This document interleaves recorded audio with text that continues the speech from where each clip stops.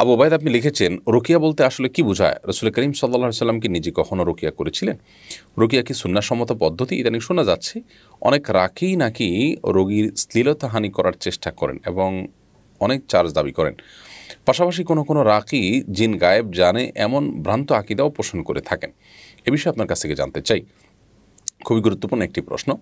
রুকিয়া হলো ঝাড়ফুঁক করা, কোরআন এবং হাদিসের কোনো আয়াত, দোয়া এটি পাঠ করে পানিতে, খাবারে, কোনো কিছুতে ব্যক্তির উপর ফু দেওয়া, এটাকেই সাধারণত রুকিয়া বলা হয়।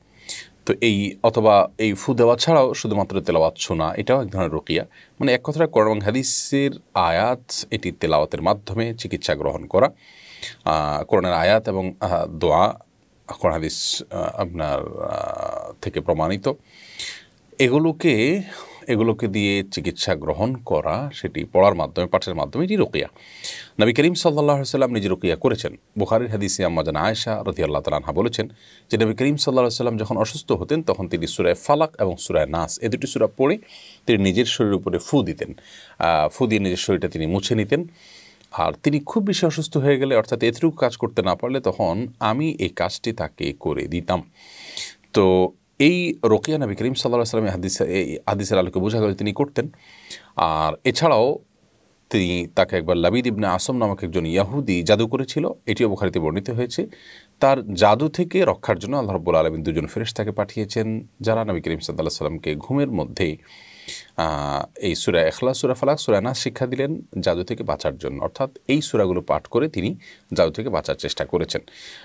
আর এই তিনগুলো পড়লে মানুষের বিভিন্ন বিপদ আপদ থেকে আল্লাহ তাআলা হেফাজত রাখেন, এটিও তিনি হাদিসে নির্দেশ করেছেন। এখান থেকে বোঝা যায় কোরআন হাদিসের আলোকে এবং কোরআন কারীমের আয়াত দিয়ে ঝাড়ফুঁক করা, এটি কোরআন এবং হাদিসের আলোকে প্রমাণিত নবী সাল্লাল্লাহু আলাইহি ওয়াসাল্লাম করেছেন। সাহাবীদের একটি দল কোনো এক জায়গায় যাচ্ছিলেন, সেখানে প্রতিমধ্যে তারা একজন সাপে দংশন করা মানুষকে শুধু সূরা ফাতিহা পড়ে রুকিয়া করার পর তিনি সুস্থ হয়েছেন এবং সেখান থেকে তারা পারিশ্রমিকও গ্রহণ করেছেন। নবী করিম সাল্লাল্লাহু আলাইহি ওয়াসাল্লাম সেটাকে অ্যালাউ করেছেন। এখান থেকে রুকিয়া যেটি জায়েজ এবং সেই সাথে এখানে যে পারিশ্রমিক গ্রহণ করাও যায় সেটি স্পষ্টভাবে আরও প্রমাণ হলো।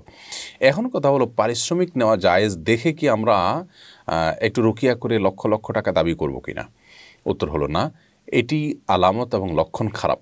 যদি কোনো রাকি লক্ষ লক্ষ টাকা দাবি করে, তাহলে সেক্ষেত্রে সে বিভিন্ন কুফরের আশ্রয় এবং জাদুকরের আশ্রয় কিংবা দুষ্ট জিন বা শয়তানের আশ্রয় নিচ্ছেন কিনা, এটি একটা দেখার মতো বিষয়। কারণ সেখানে অনেক কিছু লাগে। তারা বলে যে কালো ছাগল লাগে, অমুকটা লাগে, তমুকটা লাগে, কালো মোরগ লাগে, হ্যাঁ, তারপরে যে মৃত ব্যক্তির হাড়গোড় লাগে, নাউজুবিল্লাহ, এরকম আরও অনেকগুলো কাজ করে, যে কাজগুলো মূলত জাদুকর এবং আপনার ব্ল্যাক ম্যাজিশিয়ান যারা, তাদের কাজ। অতএব এরকম যদি রাকি হয়, সে রাকি অবশ্যই তাকে পরিত্যাগ করতে হবে। আসলে যেহেতু রুকিয়ার কাজটা অনেকটা গায়েব এর জগৎ নিয়ে কাজ করা, এখানে জিন দেখা যায় না, তার বিরুদ্ধে অ্যাকশন নেওয়া হয়।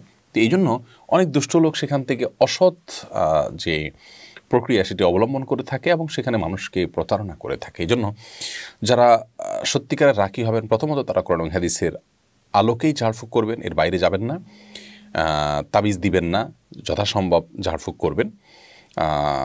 তাবিজটাকেই অনেকে আপনার মূল পেশা হিসেবে বানিয়ে নিয়েছে এবং সেখানেও নানা রকমের আজে বাজে ফেরাউন, হামান, নমরুদ ইত্যাদি লেখা আর অনেক উল্টাপাল্টা কাজ আছে, সেগুলো করে। তো রাকি হবেন, কোরআন এবং হাদিসের আলোকে ঝাড়ফুঁক করছেন, এক।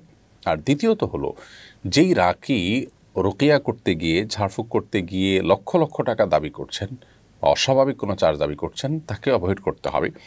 কারণ এক্ষেত্রে যেটা বলেছি যে এটি ভ্রান্তিকর বিভিন্ন পদ্ধতির অনুসরণের একটা আলামত হতে পারে। সেই সাথে রাকি নিজে আমলদার হবেন এবং তিনি শুধুমাত্র রুকিয়া করেই দিবেন না, বরং পেশেন্টকে কিছু আমল বাতায়ও দিবেন। এটি ভালো রাকির একটা আলামত। আর এর পাশাপাশি কোনো রাকি জিন গায়েব জানে এ দাবি করলে সেটিও তার খারাপ রাকি হওয়ার আলামত এবং এরকম রাকি থেকে রুকিয়া বা ঝাড়ফুঁকের যে সেবা সেটি নেওয়া যাবে না। অতএব বিষয়গুলো আমাদেরকে মাথায় রাখতে হবে। কোনো রাকি রোগীর শ্লীলতাহানি করে কোনো নারীর চিকিৎসা করতে গিয়ে এরকম পরিবেশ তৈরি হয় তখনই যখন রোগী এবং রাকি উভয়ে ভুল পদ্ধতি অবলম্বন করেন। আর সে ভুলটা হলো যে কোনো মেয়ের রোগীর চিকিৎসা করতে হলে সেখানে একাকী রাকি এবং রোগী থাকবেন না, বরং নবী করিম সাল্লাল্লাহু আলাইহি ওয়াসাল্লাম বলেছেন, লা ইয়াখলুওয়ান্না রাজুলুন বিইমরাতিন, একজন পুরুষ শুধুমাত্র একজন নারীর সাথে একাকী নির্জনে কোথাও সময় কাটাবে না। যার কারণে আপনি যদি কাউকে ঝাড়ফুঁক করতে হয়, কোনো নারীকে একাকী তিনি, তাহলে সেক্ষেত্রে তার সাথে অন্য নারীদেরকে রাখতে হবে, পর্দার আড়ালে রাখতে হবে। আপনি অপর প্রান্তে থাকবেন, অথবা আপনার সাথে অন্যান্য পুরুষরা থাকবে, তিনি পর্দার আড়ালে একাকী থাকবেন। এক কথায় ফিতনার আশঙ্কা যেটি, সেটিকে সম্পূর্ণরূপে দূর করে তারপর রুকিয়া করতে হবে। আর সব সেক্টরেই ভালো মন্দ মানুষ থাকে, অতএব তারাও মানুষ, তাদের মধ্যে আপনার মন্দ চরিত্রের মানুষ থাকতে পারে, বা পাশবিকতা বা পশুত্ব এটা তাদের মধ্যে জেগে উঠতে পারে। সেই কারণেই কিন্তু শরীয়তের এই সীমানাগুলো আমাদেরকে মেনে চলতে হবে, পর্দার যে বিধিবিধানগুলো সেগুলো মেনে চলতে হবে।